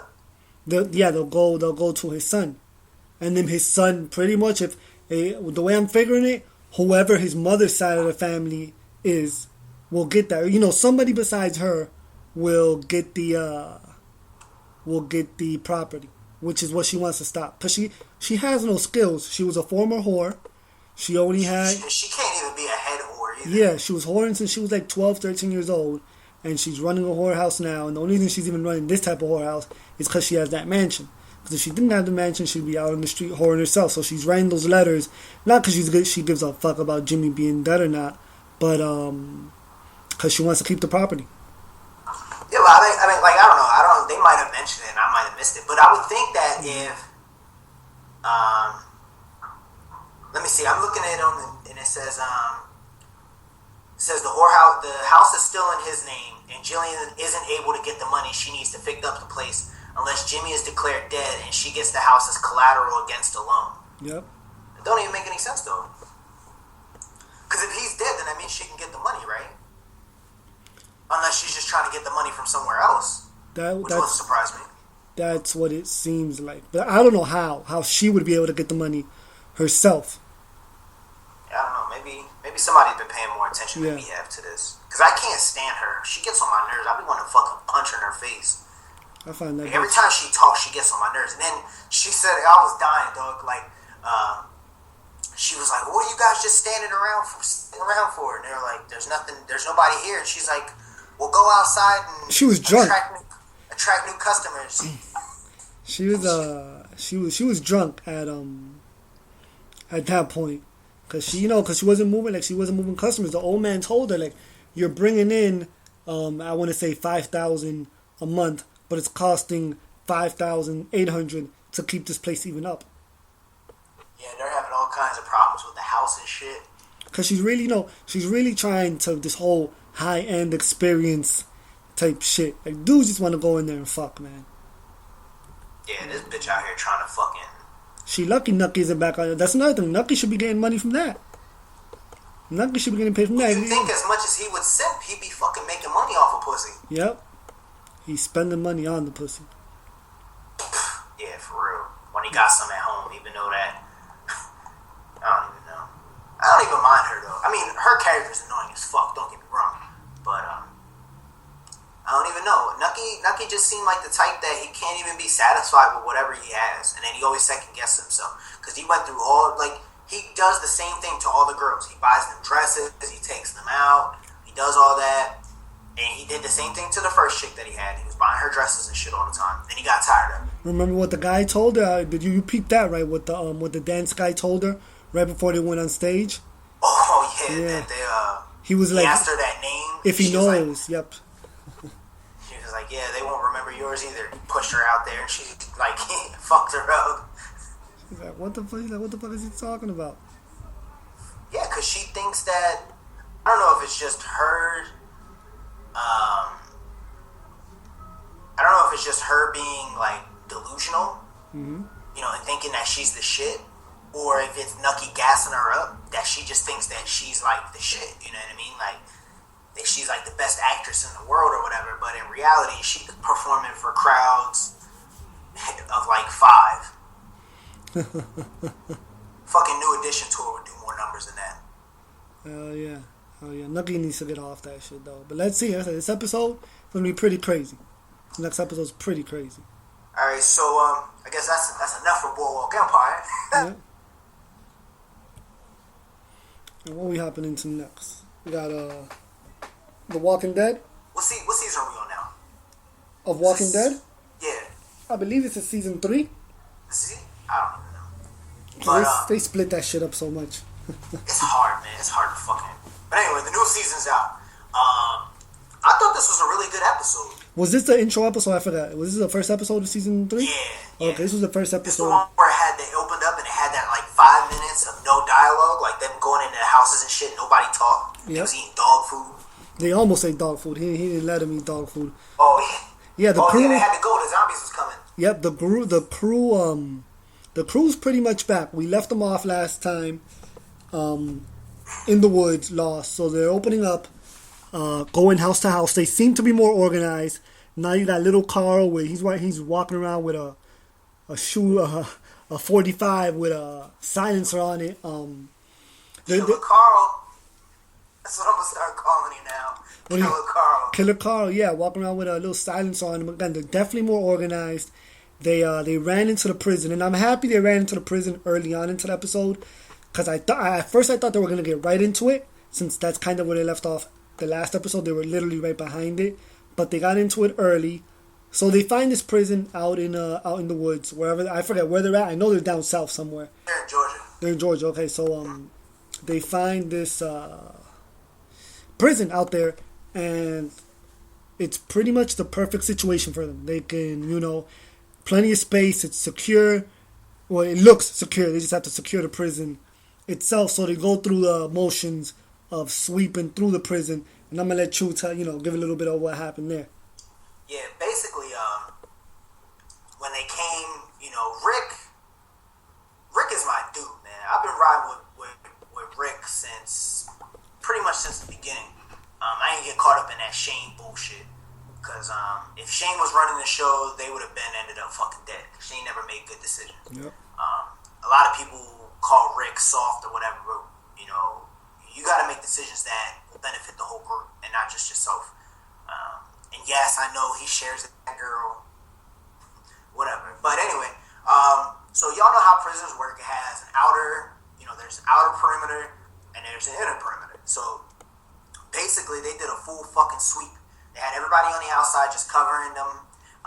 They went in and took out all the zombies on the outside yard and closed up the gate from the outside in, from the inner gate, locked all those zombies out so that they could kind of camp out on the outer perimeter of the prison. So they're inside the outmost fence, but not inside the prison complex yet. It's like a no man's land, I guess you could say. So then they can get to the towers and pick everybody off and things like that. That way, you can see. So Rick really starts putting his fucking foot down because he was dropping them ether bombs on fucking what's his wife's name? Man, I forgot her. She's one of the most annoying bitches on TV ever. I forgot her fucking name, to be honest with you. I'm gonna have to look it up. So she's like, always second guessing him, and he's like, tomorrow we're gonna go in there, and we're gonna clear the place out. And she's like, well, it's quiet. Can't we just, relax out here for a little while? And I'm like, man, shut the fuck up, man. Let this man do what he gotta do. You gotta make sure y'all are safe. You can't be going to sleep. There's, thousands of fucking zombies that could come down on you, at any time.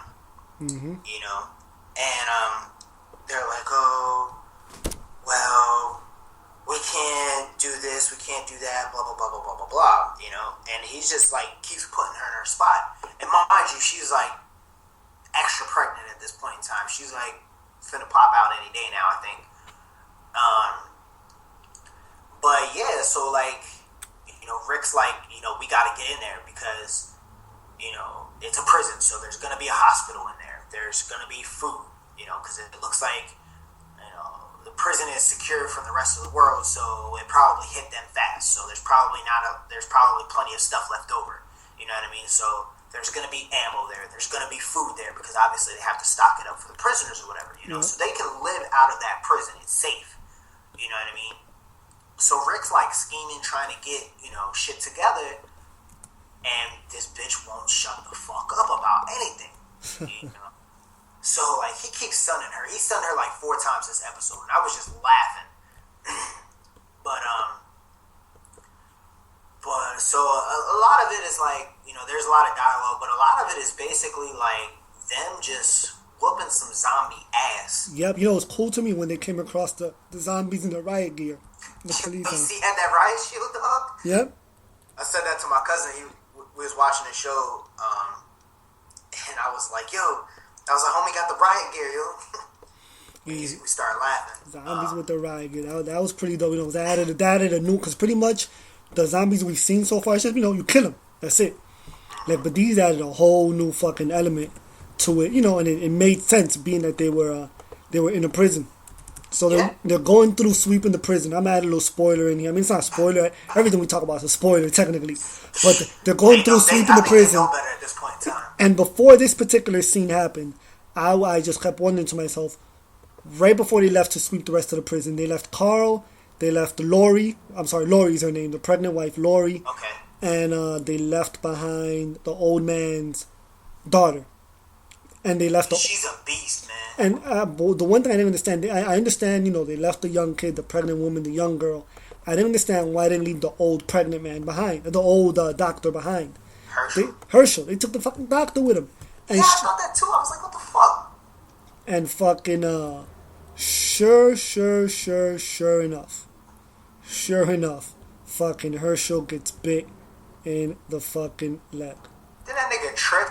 Yeah. Or the zombie was like just chilling there? And the zombie was camping. The zombie was camping. The zombie was fucking camping on the floor. And he fucking bit homeboy's leg.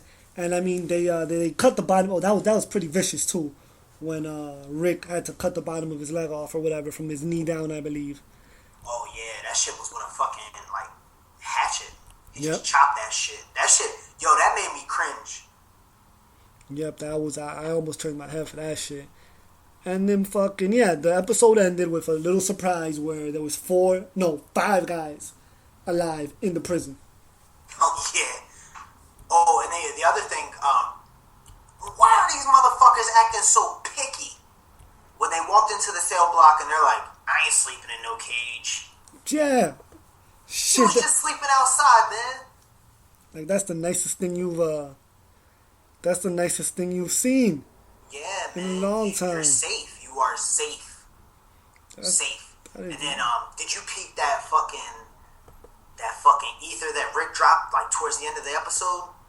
Where? He said to Lori, she was complaining to him about something.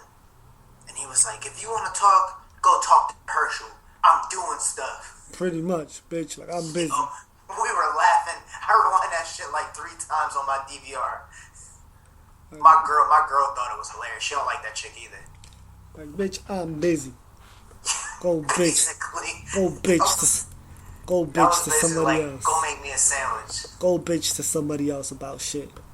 Yeah, go talk to the nigga with one leg. Yeah, so the episode again, it ended good. It started good. It set a good tempo. It definitely set a good tempo. I thought so too. I thought it was they upped the gore. Did you peep what them silencers were made out of? No, I didn't even notice that. They were flashlights. Flashlights? Oh shit. They must have stuffed like I don't even know how the hell you make a silencer out of a flashlight. Like I understand it's a tube, but I don't know. Maybe one of you thugs out there can explain that to us. And this episode actually also introduced Michonne. Or Michonne, I don't know if I'm saying her name. Michonne, yeah. Michonne. She's a real female character who walks around with 2 zombies attached to her. And, I mean, you guys can look up the story behind that. It's a real dope story behind that. I'll let y'all look that up. It was a real good read why she walks around with 2 zombies with no arms and no mouths on them. Yeah, and Andrea, the chick that was originally part of the crew that Michonne saved, she's sick or some shit, man. She's all fucked up. She got a badass flu or some shit. Yeah. So Michonne's out there fucking bodying zombies to get her medicine and shit. That's real fucking interesting, man. Real interesting. So the shows are heating up, man. I'm telling you, got BoardWalk, you got this going on, like Sons of Anarchy's going on, even though I haven't been watching it. But Homeland, man. Homeland is the best show on TV right now. And I love BoardWalk Empire, but Homeland is the best show on TV right now. Yep. Shit's popping. Yeah. So what do we got up next, son? What do we got? Lance Armstrong. Oh yeah, Lance Armstrong. The homie Lance. Basically, I'm sure. I'm sure those of you guys, you guys that are listening out there, you guys know about the whole Lance Armstrong saga. And it really is a fucking saga. But for those of you who don't, I'll give you a quick rundown. Lance Armstrong won multiple Tour de France titles, which is he's riding a bike through France. And that shit is not easy at all. I know half of y'all can't do it. I can't do it. So don't talk shit about a man riding a bike. Anyway, Lance was basically the poster boy for cancer survival. You see the little yellow Live Strong bracelets and things like that. He founded that company for cancer research and things like that. But pretty much all this week, his sponsors dropped him, and he stepped away from his organization, Live Strong. The U.S. Anti-Doping Agency released a big-ass report basically breaking down all of his performance-enhancing use. He won the Tour de France 7 times. So basically they banned him from cycling for life and stripped him of all his titles. And Lance is pretty much staying at home saying that he hasn't done anything wrong. And a couple other people were like snitching on Lance. But I don't know. I can't give too much credit to people snitching because he's probably mad that he fucking beat them for all those years. Man, they're trying to they're throwing Lance under the bus two and three fucking times. I think they're just using him as an example because they really couldn't peg a lot of the baseball players per se, real heavy. So they're using Lance and just throwing the man in the mud. Yeah, man, and like this steroids thing is, and like I'm not. I'm not an advocate of using PEDs at all. I think it's wrong. I think if you're going to be good at a sport or anything that you do, you need to do it naturally. You need to put the time in, and you need to work hard at your craft. You know what I mean? If you need a physical advantage, then you're not training hard enough. And that's how I feel. I'm very old school about this. But for Lance, man, I mean, I don't know exactly what it was said that he took, but the man had cancer. Like, I'm pretty sure that he had one of his testicles removed. So that probably fucked up some of his testosterone producing. But he could have had high levels or whatever. I don't know all the particulars, but I kind of still got a little soft spot for Lance. No homo. Testicular cancer ain't no joke, and he came back to do all of the things that he did. I know steroids and things like that will help with your endurance, and cycling is a big endurance sport. But yeah, man, I don't know. I don't know how to call it. Like, I don't really want to defend Lance because I don't want to be that guy because I don't like performance enhancing users. I lost a lot of respect for Mark McGuire, Sammy Sosa, all of those guys. All of that shit, man. It's fucked up, But I wonder if Lance is ever gonna come clean, man. I don't know. I don't think he's ever gonna admit it because I think he's denied it to the fucking end. I mean, he said when they just stripped him of his title not so long ago. He said he's not gonna fight it anymore. Yeah, he's not gonna fucking fight anymore. So. And you know what though, I don't blame him. You know what I mean? Because people consistently dragging your name, through the mud, for years and years and years and years. There's only so many times that you can say I didn't do it. Yep. There's only so many times, and people ain't gonna believe you anyway. So it's like, fuck it, I'm not even gonna try anymore. You go ahead and take what you got, But he's biggest thing is that he stepped down from his own charity. You know, that's the crazy part. But, you know, if shit did ever come out that he was doing this and he was getting proceeds while he was doping, that would set up so many lawsuits that would affect the corporation, you know, the charity, instead of him as a person. So I think that was a smart mini damage control thing. And also his way of getting out of the limelight a little bit too. Just kind of like, yo, just leave me the fuck alone. Let me ride my bike in the mountains, man. And he has the money. I'm sure Lance has the money, so. That Nike bread is long. He ain't even worried about that. Yeah. And I'm sure he got cash from winning them fucking Tour de France, and they ain't taking that shit back. Nope. He can just chill back with his Sheryl Crow memories. But I mean, it is what it is, man. If Lance did it, he did it. You know what I mean? But I don't know. It's a pretty big story, and it's another, you know, we kind of touch on these back and forth topics from here or there. But I think if this was any other person, if this didn't have anything to do with the cancer thing, it would be a lot worse. Yeah. I think the cancer thing brings like a human element to it. Because nobody was giving a fuck when Mark McGuire got popped. Not at all. Well, white folks were. Yeah, no, furious, everybody else didn't know. Like, what the fuck? He couldn't have done that. Yeah, man. He couldn't have done that. They was partying when Sammy got caught too. Oh no, when Sammy got caught, they were talking all types of shit. Deport his ass. Check his papers. Speaking of Sammy, have you seen this nigga lately?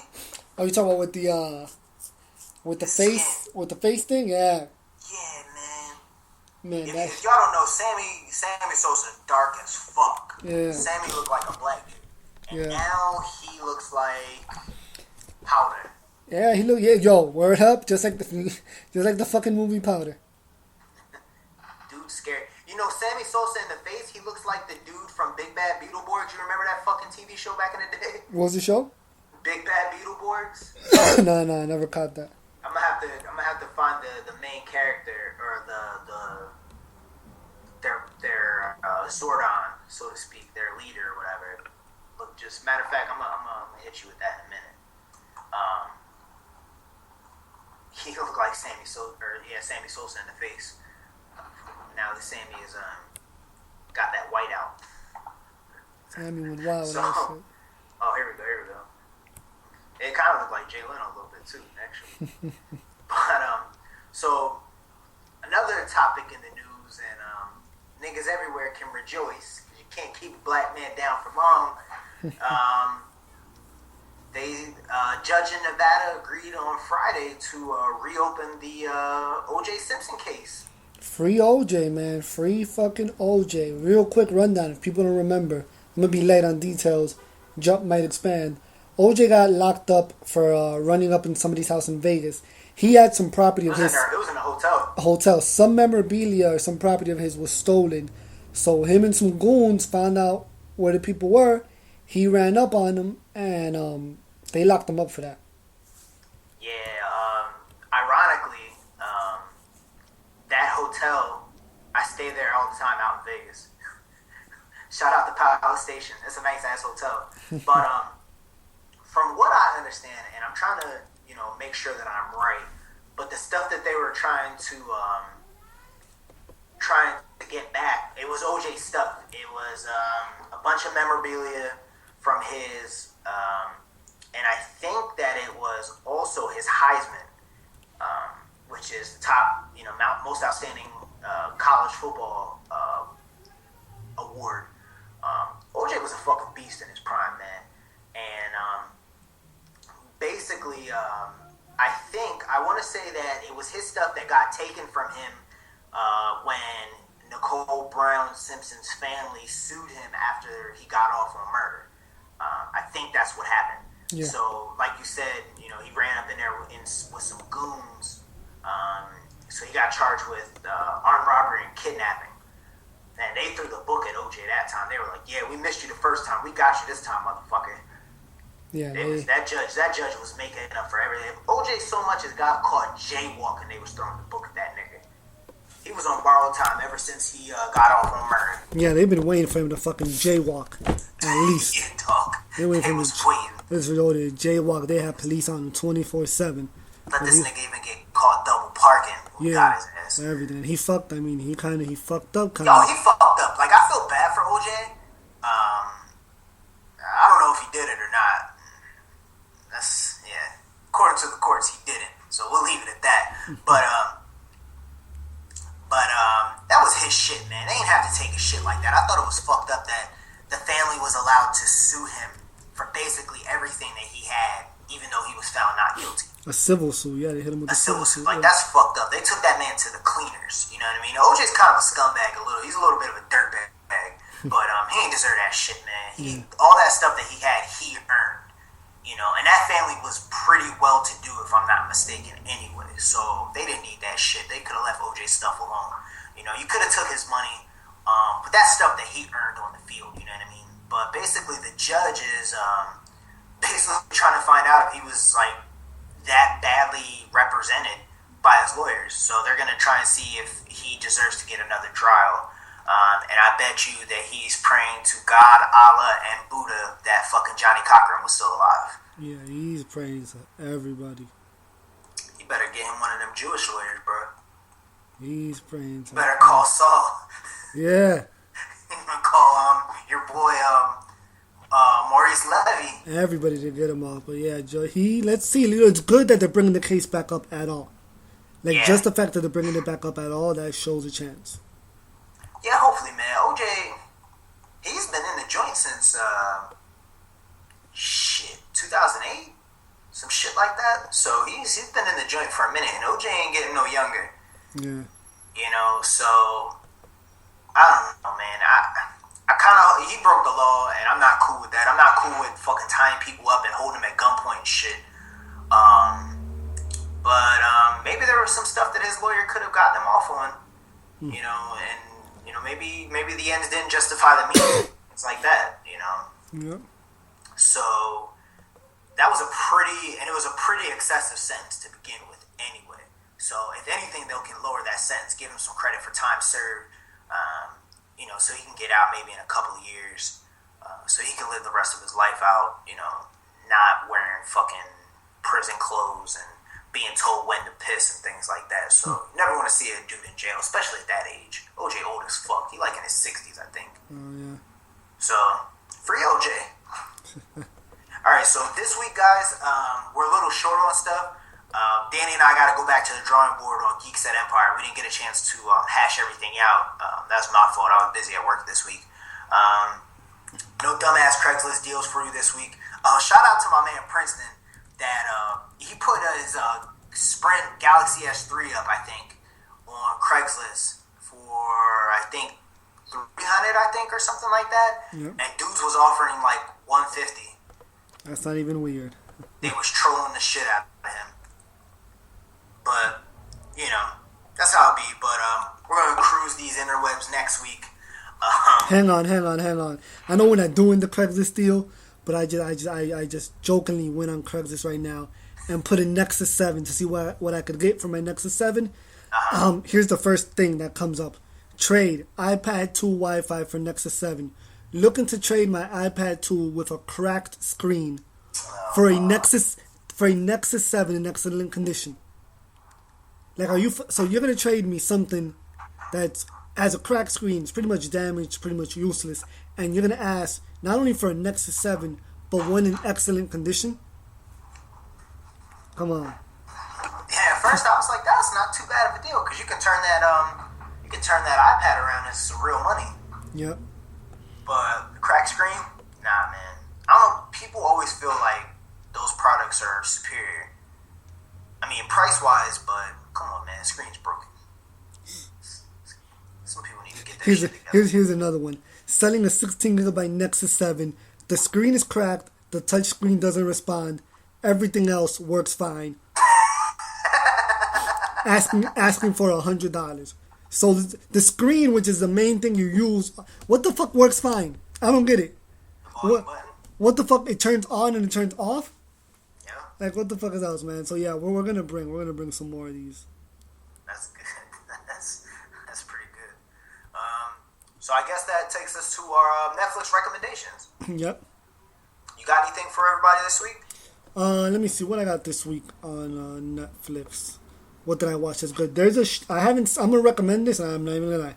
I'm gonna recommend it. I'm gonna just take the word of these guys from the Kali. I have it on my instant.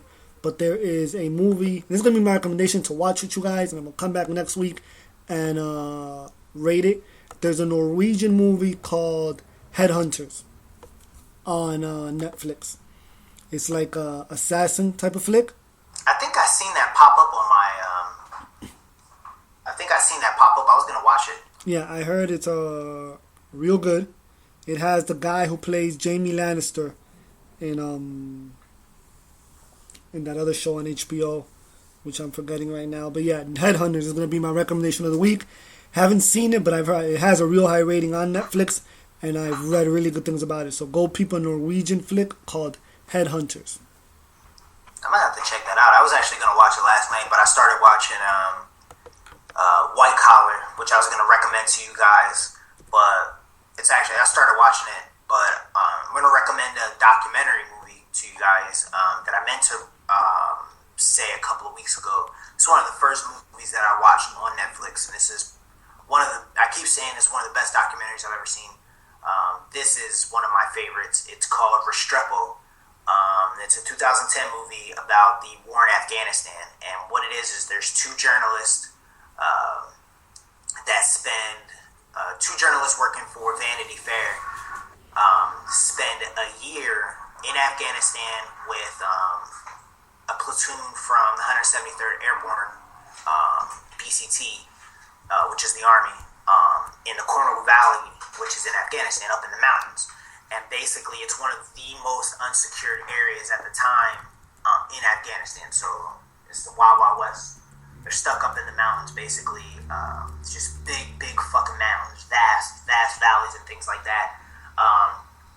But basically, it just follows the platoon on their day-to-day stuff. When they go out on patrols, as they're building their fighting positions, reconstructing their fob and things like that, making the defenses better as they get resupplies, writing their families, fucking around, because they ain't got shit else to do, all kinds of stuff. But it's a really, really good documentary. It's really well shot.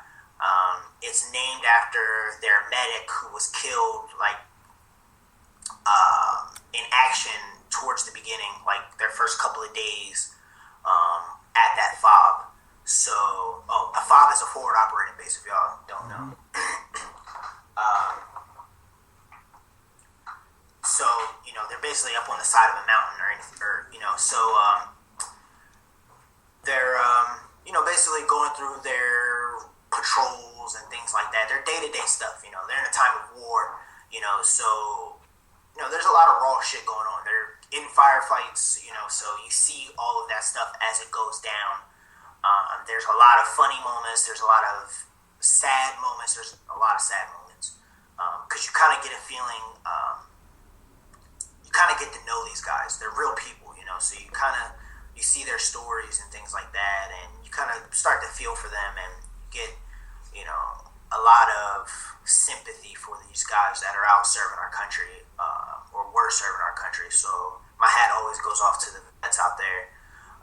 But this was really well received. It won an award at Sundance in 2010.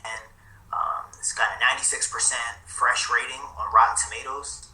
And Roger Ebert gave it 4 out of 4 stars. So it comes highly recommended. So I'm giving my recommendation to you guys. I give it 5 out of 5 stars for Restrepo. Oh, I've seen that, yep. Restrepo's definitely, that shit should be a 10 out of 10. Definitely, yeah, it's excellent. And it's named, the reason why it's named is because of the medic. The medic, Restrepo. Yep. Yep. Yeah, so definitely check that out, guys. It'll make you laugh. It might make you cry, especially if you've served, or people that have served. It'll definitely make you feel some type of way. So I very, very much recommend that for everybody to watch. Cue that shit up on your instant. Yep, definitely. So I guess we're moving along. You got any shout outs? Let me see, no particular shout outs. I guess I'll, shout out to everybody that's listening. Shout out to my buddy on Twitter, Haley Morgan. She won Cam Girl of the Year or whatever. Y'all need to go check Haley out. Some big ass titties, pretty ass face. And yeah, shout out to everybody that's been listening, of course. Shout out to the Kali. Kali's always making improvements. I want to give a rest in peace right now. Rest in peace to Project Kovo, a.k.a. Soul.com. The world. Hamster. Yeah, a.k.a. Hamster, a.k.a. Flabby and Sick. It's LarryHolmes.com. LarryHolmes.com. It's officially down right now, the forums. Says in the construction, but, you know, it might as well just be rest in peace with a tombstone. So shout out to them. There's plenty of laughs out there. Yeah, man. I don't have any other particular shout outs. Just shout out to, you know, like I said, everybody that listens. Thanks, everything, guys. I shouted them out earlier. Shout out to Firestarter Crew. Might try and get one of those guys to come on here and chop it up with us one day. There's some funny fucking guys. So check their podcast out. Everybody follows me and Danny individually on Twitter. Got to make sure everybody follows our GeekSet Radio account because that shit's looking real lightweight right now. But yeah, shout out, like I said, everybody on the college. Shout out to TBM. Shout out to everybody for listening. We're gonna keep bringing you guys everything. If you got any recommendations for Netflix you guys want us to talk about, you got topics, you got dumbass Craigslist deals, you guys got apps that you guys want us to talk about, hit us up on Twitter at GeekSet Radio. Hit us up on Gmail, thegeekset@gmail.com. And for nothing else, I'm Jut. For Danny, this is GeekSet Radio. We out. Peace.